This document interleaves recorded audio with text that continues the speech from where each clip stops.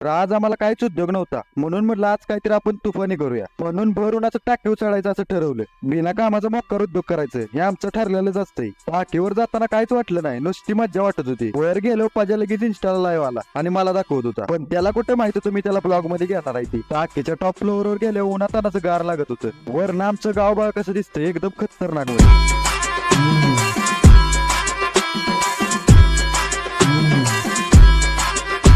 या टायमिंगला गावात काळ कुत्र सुद्धा नव्हतं.